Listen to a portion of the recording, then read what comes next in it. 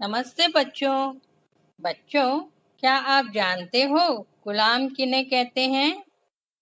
बच्चों, प्राचीन काल में गुलाम प्रथा हुआ करती थी और बाजारों में भेड़ बकरियों की तरह गुलामों को बेचा और खरीदा जाता था।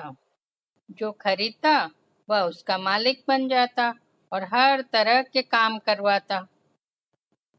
उन दिनों गुलामों का बुरा हाल था। न उन्हें नौकरों की तरह वेतन यानी सैलरी में दी जाती, न छुट्टी और न ही भरपेट भोजन। और अगर छोटी सी भी गलती हो जाती तो उन्हें बुरी तरह पीटा जाता और कई गुलाम तो इस अत्याचार से भाग जाते। हाँ, पर अगर कोई गुलाम वापस पकड़ा जाता तब तो उसकी खैर नहीं थी। उसे खूब पीटा जाता, खूब कठोर दंड दिया जाता, कई बार तो मृत्यु दंड तक दिया जाता था। आज मैं कहानी वाले नानी आपको एक गुलाम की कहानी सुना रही हूँ और ये कहानी यूरोप की मशहूर लोक कथा पर आधारित है। कहानी है गुलाम और शेर की दोस्ती। और बच्चों, आप ऐसी कई मजेदार कहानियां मेरे YouTube चैनल पर भी सुन सकते हो। चैनल को सब्सक्राइब करना और बेल बटन जरूर दबाना ताकि आप मेरी कोई भी कहानी मिस ना करो। कहानी अच्छी लगे तो लाइक बटन दबाना और हाँ, आप कहानी अपने दोस्तों को भी सुना सकते हो। कैसे?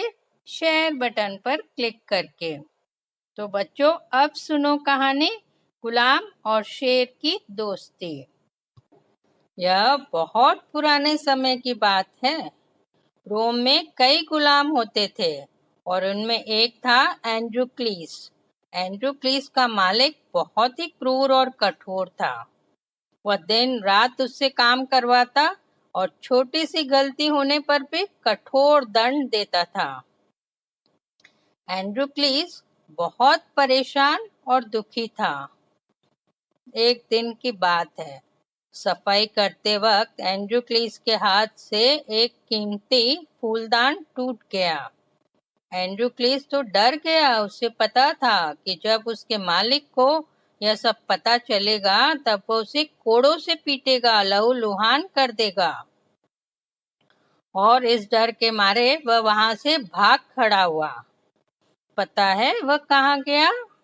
उसका तो कोई संगी साथी परिवार तो था नहीं कि वहां जाता, और अगर उसी शहर में रहता तो मालिक के लोग उसे जरूर पकड़ लेते। इसलिए वह जंगल की तरफ भाग गया।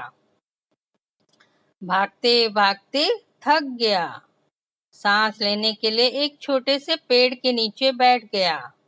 कुछ डर भी रहा था। किससे? जंगली जानवरों से। तभी उसे सामने एक गुफा दिखाई दी।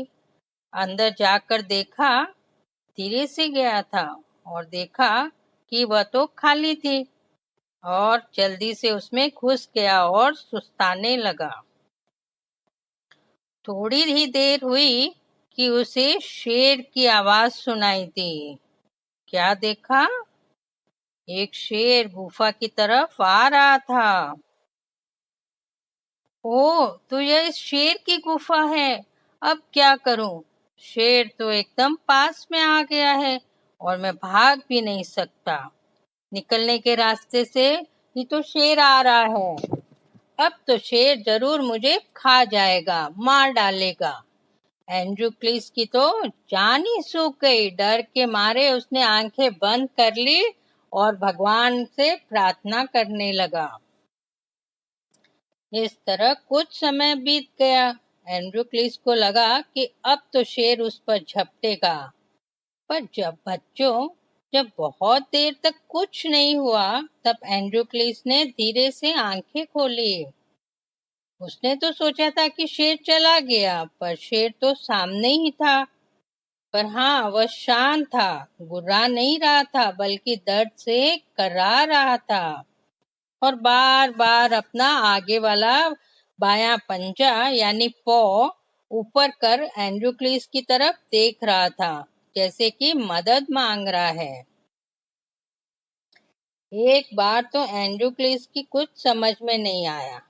वह सोचने लगा, अरे ये शेर तो शांत खड़ा है, मुझ पर हमला भी नहीं कर रहा है, बार बार अपना पांव उठाकर बता रहा है, क्या बात है।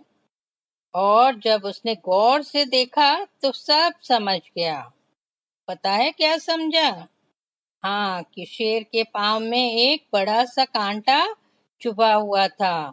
उसे दर्द हो रहा था और वह कांटा निकालने के लिए कह रहा था। एक बार तो एंड्रोक्लिस ने सोचा, अगर मैं शेर के पास गया तो यकीनन वह मुझे मार ही डालेगा।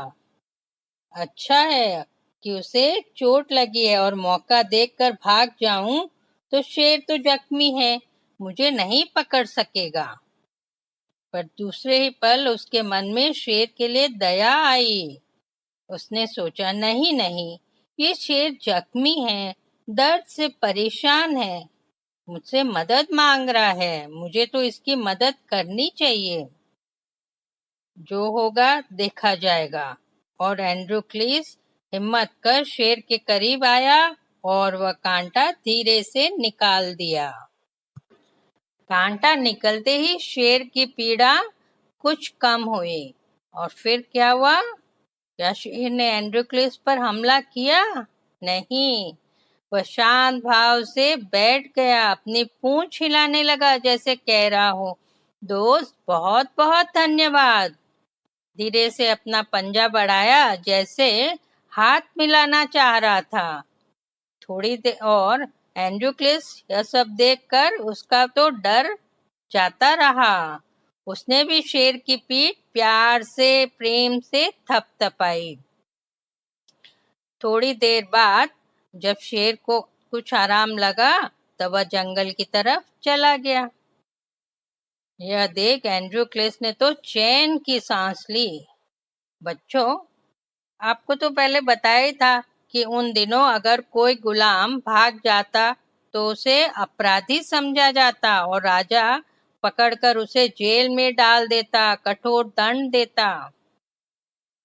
जब एंड्रोक्लिस के भागने का पता उसके मालिक को चला तब उसने राजा को खबर की। राजा के सैनिक उसे खोजने निकल पड़े और एक दिन एंड्रोक्लिस को पकड़ ही लिया, राजा के सामने पेश किया। राजा ने उसे मृत्यु दंड दे दिया। कहा, इस गुलाम को भूखे शेर के सामने डाल दो।